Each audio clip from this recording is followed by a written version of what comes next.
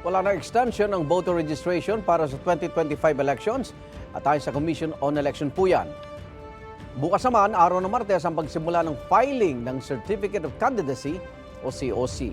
At kaunay po niya, makakapanahin po natin si COMELEC Chairman George Garcia. Chairman Garcia, good morning po. Good morning po, Sir Igan, at magandang umaga rin po sa mga kababayan natin. Unahin lang po natin, last day ng voter registration ngayong araw.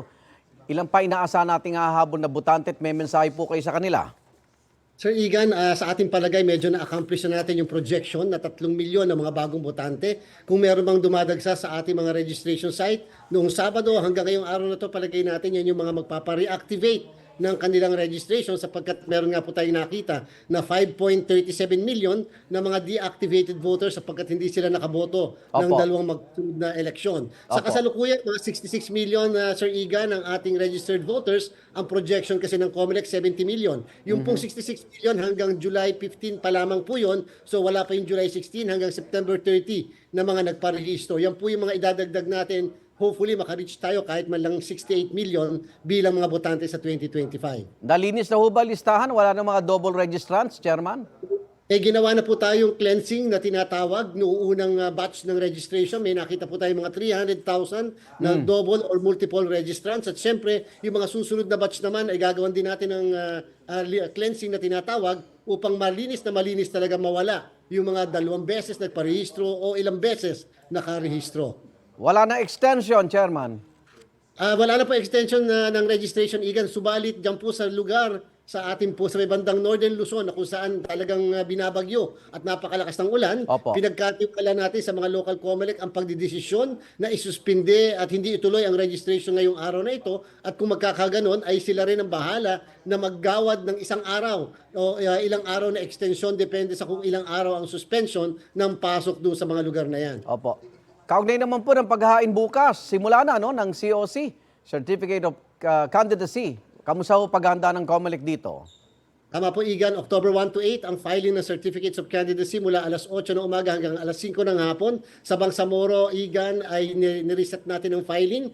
Nasa halip na October 1 to 8 ay November 4 to 9 sila magpa-file dahil doon sa naging desisyon ng Korte Suprema sa Sulu na inaalis siya sa Bangsamoro. Kami naman po handa na ang COMELEC para sa pagtanggap ng mga Certificates of Candidacy at Certificates of Nomination para naman sa mga party list, political parties at sectoral organizations. Sa buong Pilipinas po yan, yung pagtanggap natin ng COC. Chairman, may paghihigpit ba tayo ngayon dahil sa nangyari dito kay Alice Guo na nakapaghain ng COC niya, hindi pala siya Pilipino? Igan, alam nyo na gustong-gusto man ng COMELEC na magkaroon ng paghihigpit o mag-review o magkaroon ng diskresyon. Hindi po namin kasi magagawa, Igan, sapagkat sabi ng Korte Suprema sa isang kaso sa Serafica versus COMELEC na ang ay tagatanggap lamang ng Certificates of Candidacy, ministerial yung duty po namin at hindi kami pwede magpadagdag ng kahit na anong dokumento na ipat doon sa mismong kasama ng Certificates of Candidacy. Kung kaya naman, ang ginawa na lang po ng COMELEC for the first time, lahat ng certificates of candidacies ng lahat ng kandidato ay amin pong ilalathala sa COMELEC website. 2 linggo pagkatapos ang filing ng candidacies, makikita nyo po kung sino ang mga kandidato sa buong Pilipinas sa website po ng COMELEC upang yung mga gusto mag-question pwedeng mag-file ng petition sa amin para ikansela o tanggihan namin yung Certificate of Candidacy ng isang kandidato. Sa substitution naman po ng mga aspirants, pati sa party list, may amended to ba tayo dyan na posisyon, Chairman? Opo, Igan, sa ating pong mga kandidato, dapat niyong malaman, pagka-file ng candidacy mula October 1 to 8, hindi na po kami tatanggap ng withdrawal with substitution. Pwede kayo mag-withdraw, pero wala na pong palitan ng mga kandidato. Para po maiwasan yung mga nangyayari dati na bigla na lang nagkakaroon ng pagbabago sa mismong nag-file ng Certificates of Candidacy. Sa party list naman po, sa halip na 5, 10 na ang ating ipapasubmit na mga nominado ng bawat isang political party or sectoral organization at pag naubos yung 10, hindi na rin kami papayag na magbigay ng mga kapalit doon sa 10 na yan. Parang final list na po yung 10. Maliban na lang, Igan, na yung po ay namatay o na-disqualify yung nominee o namatay o na-disqualify yung mismo kandidato. Dito tayo sa kontrobersyal ng mga EMBO barangays na nagdulot pa ng away sa Senado. Ano na ang latest? Makakaboto ba sila ng lokal na mga kandidato?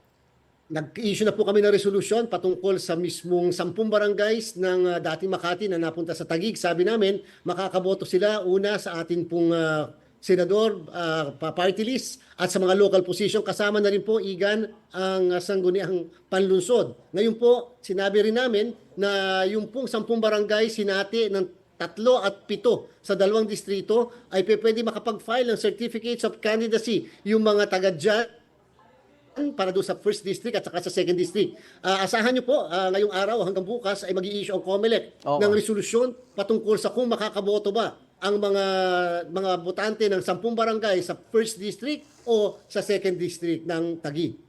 Yun, abangan natin yan. Pero kung nakapag-file na po ng COC, ito bang malalaking mukha sa SLEX, NLEX, EDSA, ng mga tumakbo, ay opisyal na sila. So dapat tanggalin na nila yun, Chairman. Ako, Igan, sabi po ng Korte Suprema sa kaso ng Peñera versus Comelec, sila daw po kasi ay hindi pa kandidato kahit nag-file na ng certificate of candidacy. Tawagin natin silang aspirants, Igan. And therefore, sabi ng Korte Suprema, sila ay kandidato lamang sa unang araw ng campaign period. Yan po ay 7 araw bago mag-eleksyon sa national position, senador. Party list sa February 11 po yan, Igan. At pati naman pong mga local ay sa March 28 pa raw po sila kandidato. Therefore, wala pong premature campaigning and therefore makikita natin yung mga pagmumukha nila sa mga kalsada natin at makikita natin paikot-ikot sila, nagkakakamay, wala po silang violations. Wala. Hindi ko naboboto eh. Nauna na ng gulang eh. Hindi pa nananalo eh. Dapat po ganun talaga ang Diba? maging tingin ating mga kababayan na dapat kahit walang prohibition, dapat man lang medyo maayos naman ang kilos natin kahit hindi pa tayo kandidato. Lamang na lamang sila sa walang perang kandidato. Yung digital campaigning, Chairman, kamusta na? Kaya ba ng COMELEC yan? Yung gagamitin ng ating mga social media platform para sa, gaya ito, early campaigning at kampanya? Ay opo, Iga, naglabas po tayo for the first time sa kasaysayan natin ng guidelines para sa social media, artificial intelligence at deepfakes at iba pang klaseng program na dyan po sa social media. Kinakailangan irehistro ng mga kandidato sa mga campaign staff, pati mga political parties sa mga social media accounts. Otherwise, kami po ay makikipag-ugnayan ng mas matindi sa ating po mga platform upang kaagad mapa-take down yung mga hindi nakarehistro na ang purpose ay i-promote ang candidacy ng isang kandidato o i-oppose ang candidacy ng isang kandidato. Alam po natin napakabigat, subalit susubukan po ng komisyon dahil yan po naman ay paghahanda rin natin para sa 2028 presidential and vice presidential election. Chairman, maraming salamat sa oras at pagpaliwanag. COMELEC Chairman George Garcia. Ingat po kayo. Salamat po, Igan. Mabuhay po. Igan, mauna ka sa mga balita. Mag-subscribe sa GMA Integrated News sa YouTube. Sa mga kapuso abroad, subaybayan nyo kami sa GMA Pinoy TV at sa www.gmanews.tv.